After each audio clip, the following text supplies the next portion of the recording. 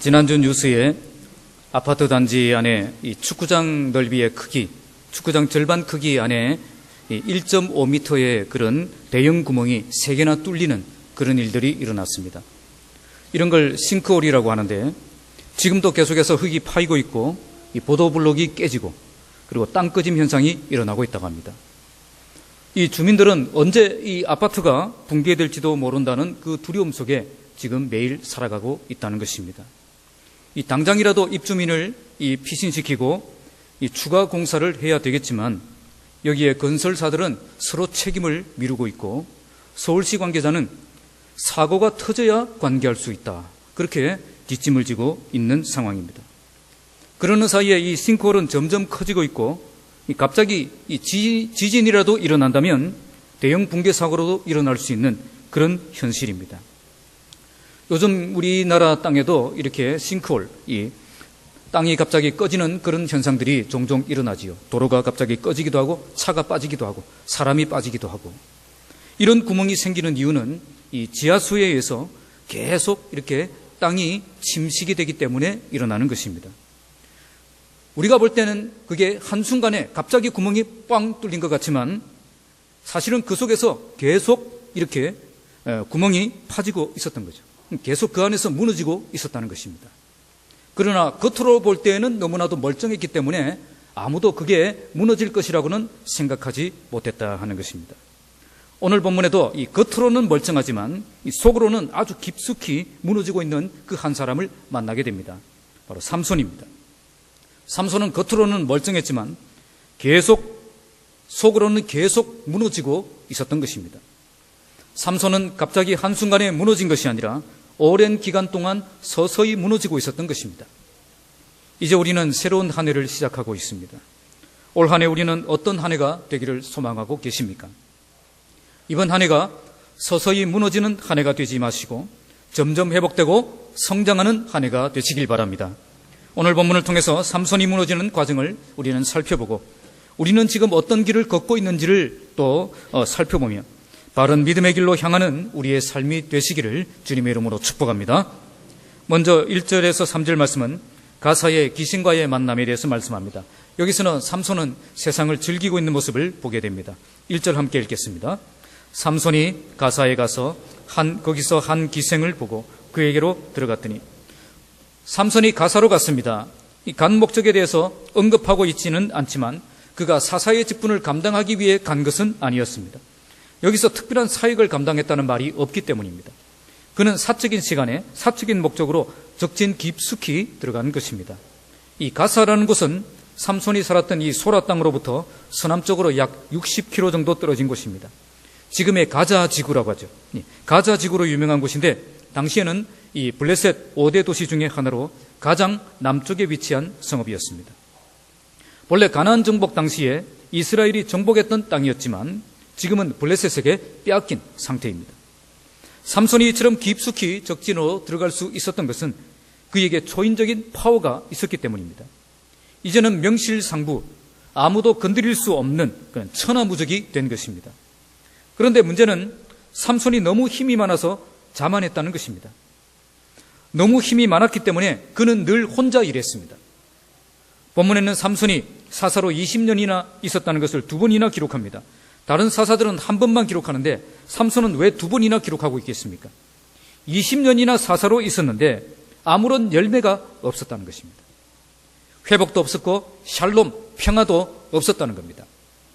왜 그랬습니까? 늘 혼자 일했기 때문입니다. 그에게는 다른 사사들에게는 없는 엄청난 능력이 있었습니다. 이런 능력으로 공동체를 함께 움직였다면 아마 놀라운 역사가 일어났을 것입니다. 하지만 그는 람보처럼 혼자 뛰었고 혼자 싸웠을 뿐 공동체와 함께 움직이지는 못했습니다. 결국 이것 때문에 그는 실패한 리더가 된 것입니다. 중요한 것은 여기서 끝나지 않는다는 것입니다. 사역의 열매가 없다 보니 점점 그의 삶도 황폐해지기 시작했습니다. 본문의 삼손은 거기에서 한 기생을 보았다.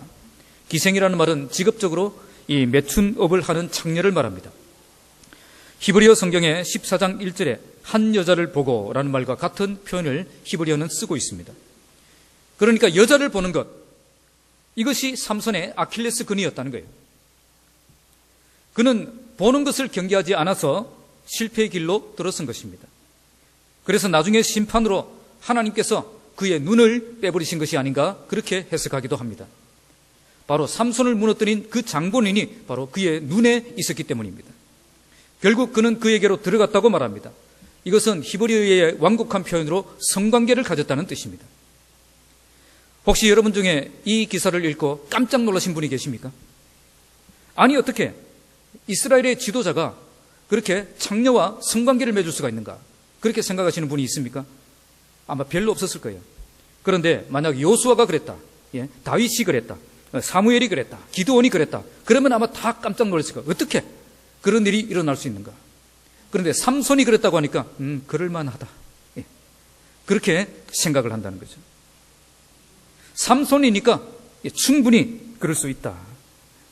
이것 때문에 삼손의 실패는 단 한순간의 실패가 아니라 이제 자기 약점이 무엇인지를 몰랐고 그 약점을 적절하게 다스리며 훈련하지 않고 준비하지 않았기 때문에 실패한 것이라는 것을 우리는 알 수가 있습니다. 2절 말씀 함께 읽겠습니다. 가사 사람들에게 삼손이 왔다고 알려지며 그들이 곧 그를 에워싸고 밤새도록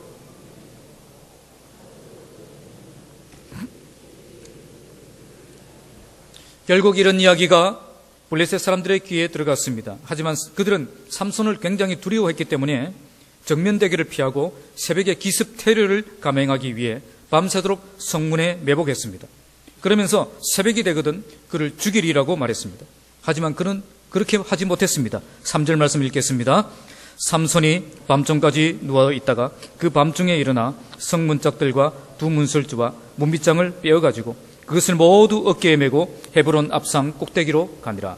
삼손은 새벽까지 기다리지 않고 밤중에 일어나서 성읍의 성문짝들 떼고 두 문설주, 문빗장까지 떼서 그것을 양쪽 어깨에 메고 유유히 사라졌습니다.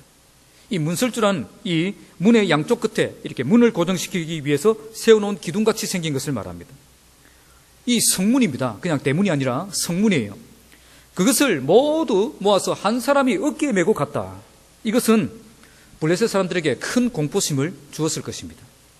그런데 그들이 밤새도록 매복하고 있었죠. 또 성문을 지키는 군사들도 있었죠. 그런데 어떻게 삼손이 이런 짓을 할 수가 있었겠습니까?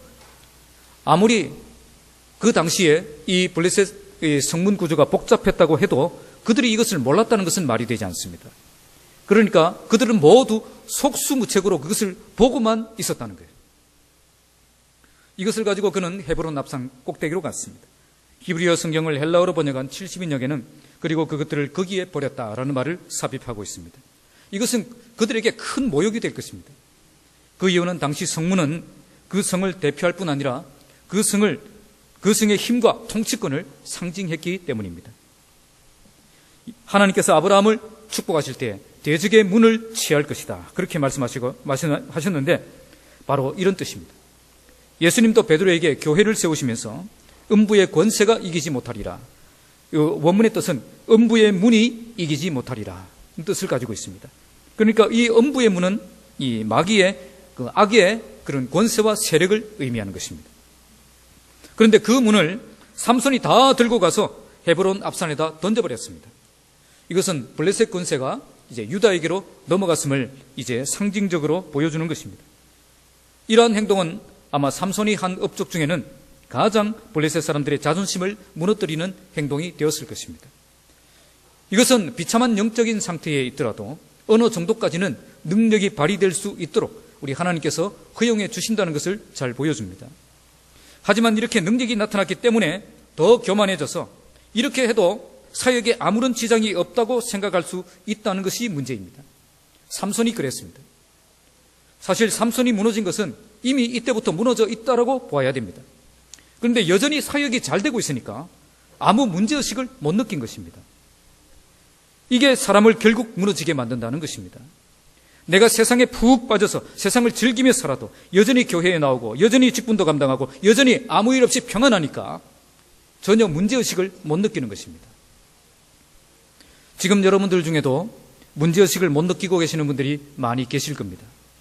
지금 나는 충분히 잘하고 있다 그렇게 생각하고 계시는 분들도 있을 것입니다. 그러나 존 비비어가 쓴 순종이라는 책에 이런 이야기가 있습니다. 사울 왕이 아말렉 왕을 진멸하러 갔을 때 일어난 사건입니다. 사울은 하나님의 명령에 따라 아말렉 사람을 다 죽였지만 딱 한 사람 남겨두었습니다. 누구죠? 아각입니다. 이 결과에 대해서 사울은 굉장히 만족했습니다. 그리고 사무엘에게 가서 내가 여호와의 명령을 행하였나이다, 그렇게 자신 있게 이야기했습니다. 요즘으로 따지면 그는 99.9%의 순종을 한 것입니다. 만약 누군가가 하나님의 교회에서 이처럼 헌신했다면 그는 아주 대단한 사람으로 인정받을 것입니다. 하지만 그것에 대한 하나님의 평가는 어땠습니까? 하나님은 사울이 하나님의 명령을 거역했다, 그렇게 말씀하십니다. 나는 대단하다고 생각했는데 하나님께서는 전혀 다르게 평가할 수 있다는 것입니다. 나는 아무 문제가 없다고 생각하고 있는데 하나님께서는 그것이 문제라고 그렇게 말씀하실 수가 있다는 것입니다. 나중에 보시면 사울은 그 0.1% 때문에 자신의 영적 감각도 잃어버리고 양심도 잃어버리고 악령이 충만해져서 짐승처럼 살다가 비참하게 끝나는 인생이 되고 말았습니다. 우리가 온전히 주님의 길을 걸어가기를 힘쓰어야 되는 이유가 여기에 있습니다. 우리가 무시했던 그 0.1% 때문에 우리의 인생이 내리막길 인생이 될 수가 있다는 것입니다. 삼손도 잠시 세상을 즐기려고만 했는데 그것으로 끝나지 않았습니다. 아파트에 생긴 그 싱크홀 구멍처럼 점점 그의 인생을 갉아먹고 있다는 그 사실을 모르고 있었던 것입니다. 조그만 구멍 하나가 거대한 댐을 무너뜨리는 것입니다. 0.1%를 무시하고 있는 한 우리는 영적인 깊은 잠을 자고 있고 영적으로 내리막길을 내려가고 있다는 사실을 기억해야 될 것입니다. 새로 시작하는 한 해는 나의 신앙과 영성을 갉아먹는 그 0.1%가 무엇인지 늘 체킹하시고 온전한 믿음의 길을 걸어가시는 저와 여러분들이 되시기를 주님의 이름으로 축복합니다.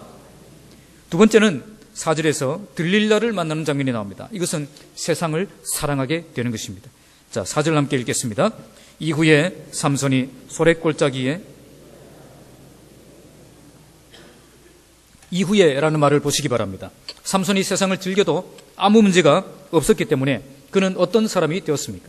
이번에는 소래골짜기에 들릴라라 이름하는 한 여인을 사랑했습니다. 이번에는 즐기는 정도가 아니라 어떻게 된 거죠? 사랑에 푹 빠져버린 것입니다. 그가 무시했던 그 0.1% 때문에 그는 다른 사람이 된 것입니다. 골짜기라는 말은 히브리어로 와디라고 되어 있습니다. 이 와디라는 것은 비가 많이 오는 우기에는 계곡이 되고 비가 오지 않는 그런 건기에는 이 길이 되는 그런 골짜기를 말합니다. 소래골짜기는 이 삼손이 살고 있던 이 소라와 매우 가까운 곳에 있어서 이 자주 드나들었던 것 같습니다. 본문에 들릴라라 하는 이름을 특별히 밝히고 있습니다. 일반적으로 들릴라라 하는 이름은 두 가지 뜻으로 해석됩니다. 첫째는 밤의 여인입니다. 이 삼손의 이름이 작은 태양이라는 뜻인데 이 삼손의 이름과는 대조적인 뜻을 가집니다. 밤의 여인이 작은 태양을 무너뜨린 것입니다. 둘째는 매달린다 하는 뜻인데요. 이 끝까지 매달려서 그 삼손의 비밀을 알아내는 그런 집요한 모습을 또 그녀에게서 볼 수가 있습니다. 어쨌든 이 여인을 삼손이 사랑했다라고 말씀합니다. 처음에는 단지 세상을 즐기려고만 했습니다.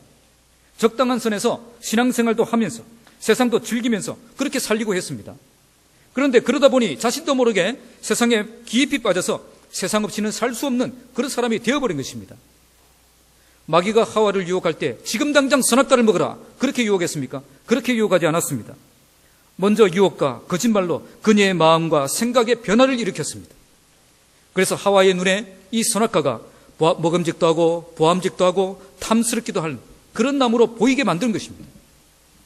만약 마귀가 여러분들에게 지금 당장 하나님 떠나라 그렇게 하면 여러분 중에서 떠날 사람은 한 사람도 없을 거예요. 도리어 이런 박해가 온다면 더 많이 기도하고 더 열심히 신앙생활 하려고 할 것입니다. 그래서 마귀는 절대 그런 식으로 우리를 공격하지 않습니다. 마귀는 우리에게 꼭 있어야 될 것, 반드시 필요한 것, 그것을 가지고 유혹합니다. 그리고 신앙생활도 좋지만 이런 것 없이 네가 어떻게 살 수 있느냐, 그렇게 유혹한다는 거죠. 이런 방법은 40일 금식한 예수님에게 제일 먼저 시험했던 방법이었습니다. 이 돌로 떡을 만들어 먹어라. 사람이 어떻게 떡 없이 살 수 있느냐? 예수님이 뭐라고 대답하셨습니까? 사람이 떡으로만 사는 것이 아니라 하나님의 입에서 나오는 말씀으로 사는 것이다. 그렇게 대답을 하셨습니다. 사람에게 떡이 필요 없다는 말씀이 아닙니다. 사람에게 떡이 필요한데 그 떡을 마귀의 말을 들으면서 얻을 생각은 털끝만큼도 없다는 것입니다. 나에게 필요한 떡은 마귀와 세상의 말을 들어야 생기는 것이 아니라 하나님의 입에서 나오는 하나님의 그 말씀대로 살아갈 때 하나님이 우리에게 은혜와 축복으로 주시는 것입니다. 이럴 때 아멘 좀 하세요. 하나님이 우리에게 주시는 것들을 왜 마귀의 말을 들으면서 세상의 말을 들으면서 얻으려고 하느냐 하는 것입니다. 우리는 세상에서 살아가지만 세상이 전부가 아님을 세상에 보여주며 살아야 될 믿음의 사람들입니다. 세상을 사랑하지 않고도 세상에 깊이 빠지지 않고도 하나님의 축복을 받는 삶이 무엇인가를 세상에 보여줄 책임이 우리에게 있습니다. 그 방법은 하나님의 입에서 나오는 말씀에 순종하며 살아가는 것입니다. 이런 삶을 누가 살 수 있겠습니까? 아무도 없을 것이다. 그렇게 생각하는 분들이 계실지 모르겠지만 우리는 성경에서 이런 사람들을 많이 볼 수가 있습니다. 애굽에서 요셉의 삶, 바벨론 포로에서 다니엘의 삶, 이런 삶을 그들은 우리에게 분명하게 보여줍니다. 세상의 위협과 이 도전 앞에 굴복하지 않았고 하나님의 말씀을 온전히 따르는 삶으로 그들은 승리했습니다. 이런 삶을 보여줬기 때문에 그들은 하나님의 사람이라는 것을 인정받았고 그에게 역사하시는 그 하나님도 세상이 인정하는 그런 삶을 살 수 있었던 것입니다. 바로 이것이 성공적인 인생이며 멋진 인생입니다.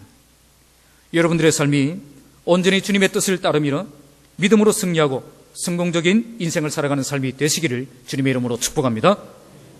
자, 이렇게 해서 어떻게 되었습니까? 5절에서 14절 보시면 세상 공격에 노출되는 그런 삼손의 모습을 볼 수가 있습니다. 5절 함께 읽겠습니다. 블레셋 사람의 방백들이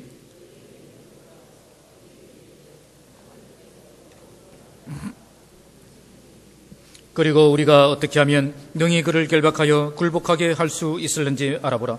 그리하면 우리가 각각 은 1,100개씩을 내게 주리라 하니 삼손이 들릴라를 사랑한다는 그 소식을 듣고 블레셋 방백들이 모여서 그의 여인을 찾아봤습니다. 우리가 대수롭지 않게 생각했던 그 0.1%, 마귀는 그것을 아주 대단하게 생각하고 있습니다. 나는 아무것도 안 되라고 생각했던 그 0.1%, 마귀는 그것을 가지고 충분히 무너뜨릴 수 있다고 생각한다는 거예요. 드디어 기회가 왔다는 겁니다. 그래서 그들은 이 기회를 노려서 그걸 완전히 무너뜨리기 위해서 달려든다는 것입니다. 그들은 그 여인에게 삼손을 깨워서 무엇으로 말미암아 그 큰 힘이 생기는지, 그리고 우리가 어떻게 하면 그를 결박하여 굴복할 수 있게 하는지 알아보라고 지시합니다. 그들은 삼손의 힘의 비밀을 알아내어 그 힘을 제거하지 않는 한 절대 삼손을 이길 수 없다, 그렇게 판단했던 것입니다. 여러분, 슈퍼맨 보셨습니까? 한 번씩 문화생활도 하시기 바랍니다. 이 슈퍼맨을 보시면 이 크립토나이트라는 물질이 있습니다. 크립토나이트라는 그 물질이 슈퍼맨에게 가까이 오면 슈퍼맨은 보통 맨보다도 더 못한 아주 힘이 빠진 나약한 그런 인간이 되어버립니다. 그러니까 이 삼손에게 있는 이 힘은 그냥 인간의 단순한 힘은 아니라 무엇인가 그 힘의 비밀이 있다라고 그들은 생각했던 것입니다. 하지만 분명히 그 힘을 약하게 할 수 있는 그 무언가도 분명히 있을 것이다, 그렇게 그들은 생각했던 거죠. 그래서 삼손의 힘을 제거할 수 있는 이 크립토나이트가 무엇인가, 그것을 찾아내라는 지시를 하고 있는 것입니다. 그렇게 하면 우리가 그녀에게 은 1,100개씩을 주겠다. 블레셋이 5방백이었으니까 총 몇 개가 되겠죠? 은 5,500개가 되는 것입니다. 예수님이 은 30에 발렸습니다. 은 5,500개. 사사기 17장 10절을 보시면 당시 이스라엘 제사장 연봉이 은 10이었습니다. 1년 연봉이 은 10개였다. 그런데 5,500개. 5,500개를 준다고 하니까 최소한 550명의 제사장의 1년 연봉을 한꺼번에 받는 거예요. 그 연봉이 그냥 최저 연봉 한 2천만 원 정도다, 그렇게 이제 생각을 하고 계산을 하면 110억이 됩니다.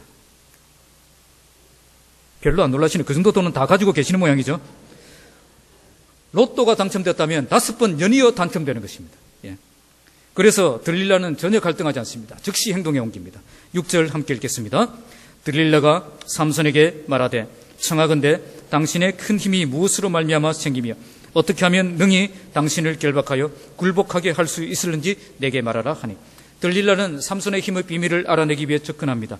그녀는 삼손에게 당신의 큰 힘이 무엇으로 말미암아 생기는지, 어떻게 하면 당신을 능히 결박하여 굴복시킬 수 있는지 내게 말하라.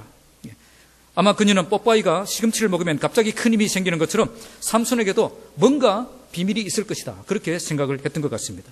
7절 함께 읽겠습니다. 삼손이 그에게 이르되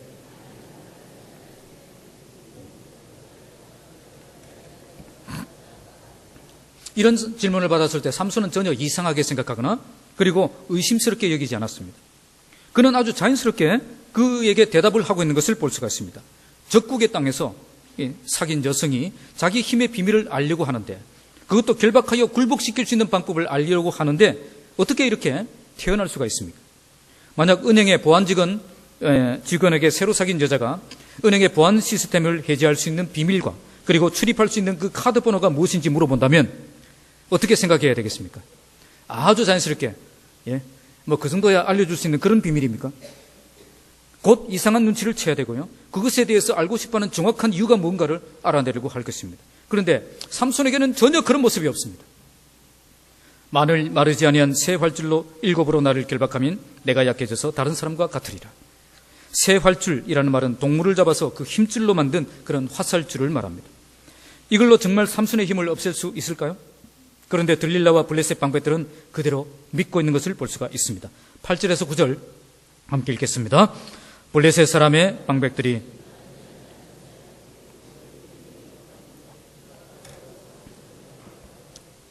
이미 사람을 방 안에 매복시켰으므로 삼손에게 말하되, 삼손이여, 블레셋 사람들이 당신에게 들이닥쳤느니라 하니 삼손이 그 줄들을 끊기를 불탄 참치를 끊음같이 하였고 그 힘의 근원은 알아내지 못하니라.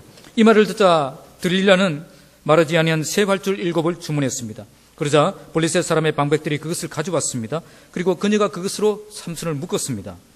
결박한 뒤 들릴라는, 삼손이여, 블레셋 사람들이 지금 당신에게 들이닥쳤느니라 라고 외쳤습니다. 이미 사람을 방 안에 매복시켜 놓았었고 이 말을 신호로 해서 삼손을 잡으려고 했던 것입니다. 하지만 삼손이 그 줄들을 끊기를 불탄 삼치를 끊음같이 하였고 그의 힘은 근원은 알아내지 못했다라고 말했습니다. 그러자 다시 그들은 숨어버렸을 것입니다. 그래서 삼손이 이런 분위기를 몰랐던 것 같습니다.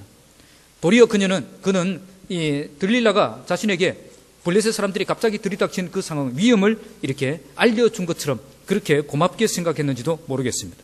자, 10절에서 11절 함께 읽겠습니다. 시작. 들릴라가 삼손에게 이르되,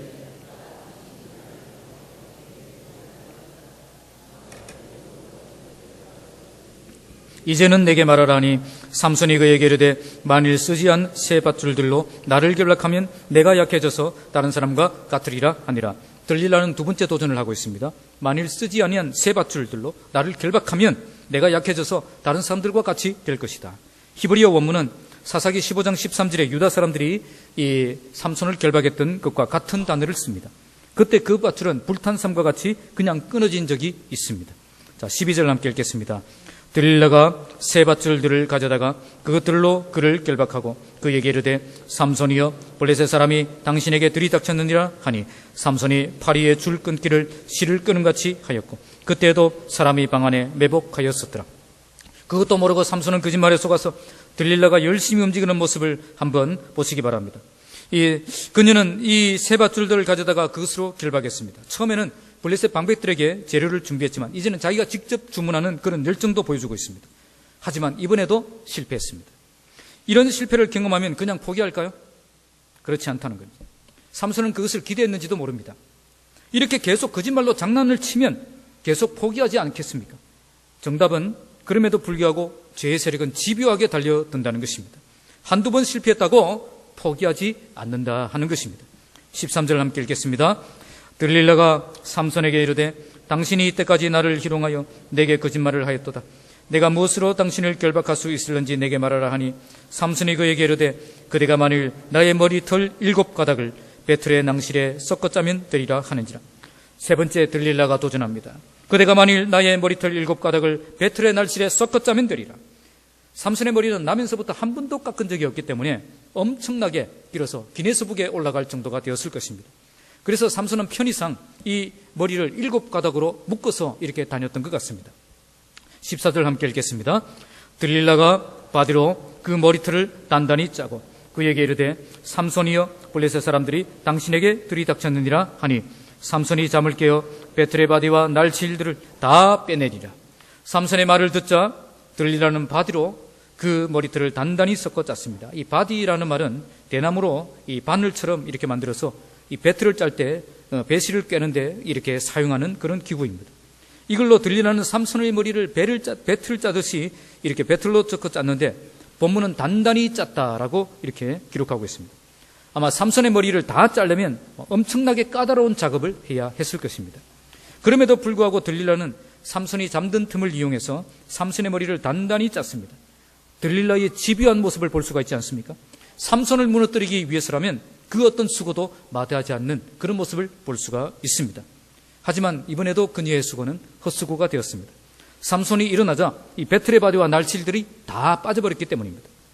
이번에도 역시 속임수였기는 마찬가지지만 너무 위험스러울 정도로 진실에 가까워졌다 하는 것입니다. 무엇을 언급한 거죠? 지금 무엇을 언급했죠? 머리를 언급했다는 거죠. 삼손이 왜 이렇게 하고 있을까요? 아마 자기는 강하기 때문에 절대 무너지지 않는다라고 확신을 했던 것 같습니다. 아니면 자기가 절대 비밀을 말하지 않을 정도로 강한 정신력과 깊은 영성을 가지고 있다라고 착각했는지도 모릅니다. 어쨌든 삼손은 이러다가 깊은 수렁으로 빠지게 된 줄 그는 모르고 있었던 것입니다. 지금까지의 과정을 보면 삼손은 단지 세상을 즐기려고만 했습니다. 그런데 그는 세상을 즐기는 단계에서 끝나지 않고 세상을 깊이 사랑하는 데까지 나갔습니다. 이런 세상이 그냥 놔두겠습니까? 블레셋 사람들은 엄청난 금액을 걸었고 들릴라는 3번씩이나 포기하지 않고 집요하게 달려들고 있습니다. 중요한 것은 우리가 이런 믿음의 자세를 잃어버리면 세상은 절대 우리를 그냥 두지 않는다는 것입니다. 우는 사자와 같이 주변에서 서성거리고 있다가 우리를 허점이 보이면 여지없이 달려들어서 우리를 물어버린다는 것입니다. 만약 우리가 분명한 믿음의 자세를 잃어버리고 세상을 즐기며 세상을 사랑하며 그렇게 살아가고 있다면 이미 마귀의 표적이 되고 있다는 사실을 우리는 알아야 되는 것입니다. 그럼에도 불구하고 나는 계속 교회에 나오기 때문에, 나는 계속 직분을 감당하고 있기 때문에, 나는 영성이 있고 나는 이길 수 있고 나는 무너지지 않을 것이다, 그렇게 착각하고 있는 사람들이 많이 있다는 것입니다. 그래서 빨리 거기서 빠져나올 생각은 하지 않고 여전히 거기서 머뭇머뭇거리고 기웃기웃거리고 그렇게 살고 있는 사람들이 많이 있다는 것입니다. 결국 뭐가 되는 거죠? 세상과 마귀의 표적이 되는 것입니다. 그러면 어떻게 됩니까? 결국 무너지게 되는 것입니다. 15절에서 17절 보시면 결국 무너지는 삼손의 모습을 보여줍니다. 15절 16절 함께 읽겠습니다. 들릴라가 삼손에게 이르되 당신의 마음이 내게 있지 아니하면서 당신이 어찌 나를 사랑한다 하느냐?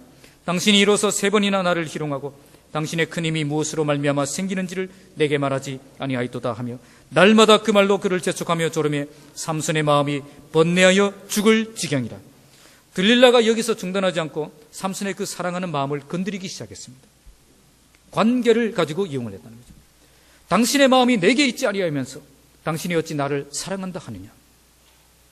힘의 비밀을 말하지 않는 것을 사랑하지 않는 것이라고 말하면서 고통을 주고 있는 것입니다. 16절 내에 보시면 날마다 이런 말로 그를 재촉했다, 그렇게 기록하고 있습니다. 그러니 삼손이 어떻게 되었다고 말하죠? 삼손의 마음이 번뇌하여 죽을 지경이라. 삼손의 마음이 괴로워서 죽을 지경까지 되었다는 거죠. 사랑을 지키자니 누구를 배반해야 되죠? 하나님을 배반해야 되고, 하나님을 따르자니 누구를 포기해야 되죠? 사랑을 포기해야 돼. 이 죽을 지경이다. 하나님의 사람이 하나님과 함께하는 사랑을 하지 않으면 이렇게 고민하는 인생, 죽을 지경이 되는 인생이 되는 겁니다. 죄의 유혹은 이처럼 끈질긴 것입니다. 삼손이 무너진 것은 그에게 힘과 지혜가 없어서가 아니라 들릴라의 집요한 끊임없는 유혹 때문에 그만 넘어진 것입니다. 다른 곳에서는 문학적으로 수수께끼를 문제를 내고 풀 정도로 영리하고 지적인 능력이 있던 삼손이 여기서는 매우 어리석고 우둔하고 그리고 바보 같은 그런 모습으로 나타나고 있습니다. 왜 이렇게 되었겠습니까? 미혹의 영이 역사하면 사람이 영리하던 사람도 이렇게 되는 것입니다. 그렇게 괴로우면 그 자리 떠나면 되지 않습니까? 그런데 그러지를 못하는 겁니다. 번뇌하여 죽을 지경이 되어도 그 자리를 벗어나야 되겠다는 생각은 못하는 거예요. 이렇게 된 것은 처음부터 분별하고 단호하게 끊어버리지 않았기 때문에 이렇게 된 것입니다. 마지막 17절 함께 읽겠습니다. 삼손이 진심을 드러내어 이르되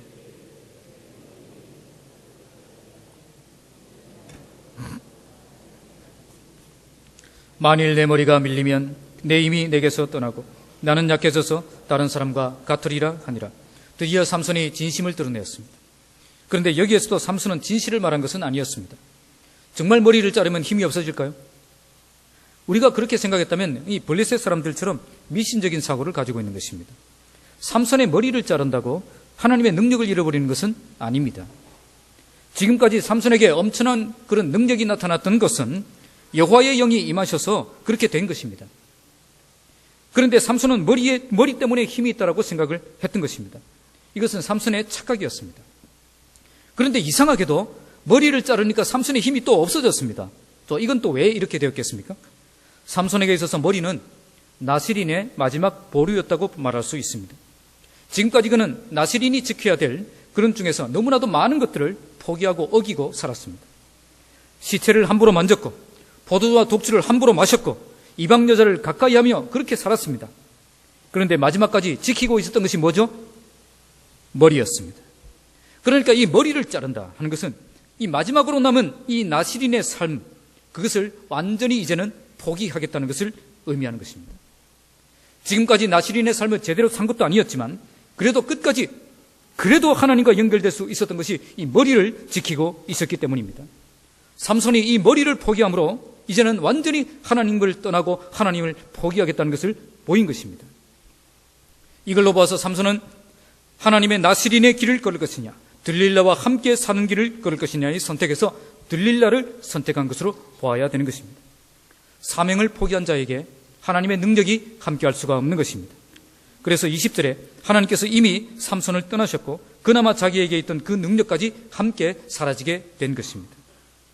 하나님께서 우리에게 능력을 주신 것은 사역을 위해 쓰라고 주신 것입니다. 하나님의 은사는 소유하는 것이 중요한 것이 아니라 사용하는 것이 중요합니다. 우리가 하나님의 은사를 가지고 사역할 때에 하나님의 도구로 쓰임받는 삶을 살 수가 있는 것입니다.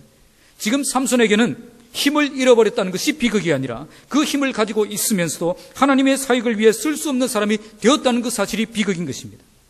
사역자의 마음을 잃어버린 사역자, 하나님을 떠난 사역자에게 아직도 큰 능력이 남아있다면 그것은 그를 살리는 능력이 아니라 그를 죽이는 능력이 될 것입니다. 우리의 비극은 나에게 은사와 능력이 없다는 것에 있지 않습니다. 이런 은사와 능력을 받고서도 사역자의 인생을 살지 않는다는 것이 비극입니다. 삼손도 지금까지 그런 길을 걸어왔습니다. 하나님의 나실이라는 그 사실을 망각하고 분별력을 잃어버리고 세상을 즐기며 세상을 사랑하며 유혹에 무너지는 인생을 살았던 것입니다. 저와 여러분들은 지금 어떤 길을 걷고 있습니까? 하나님이 내게 주신 능력을 가지고 지금 어디서 무엇을 하고 계십니까? 여러분 모두가 하나님이 주신 능력으로 여러분들에게 맡기신 사명을 잘 감당할 수 있을 만큼 충분히 성장하고 성숙해지시길 바랍니다. 삼손은 능력 때문에 망했지만 여러분들은 능력 때문에 성공하시기 바랍니다. 그래서 이 능력 때문에 망하는 길로 갔던 삼손의 길을 걷는 것이 아니라 이 능력 때문에 성공적인 인생을 살았던 믿음의 선배들처럼 주님을 위해 내 삶을 드리는 여러분들의 삶이 되시기를 주님의 이름으로 축복합니다.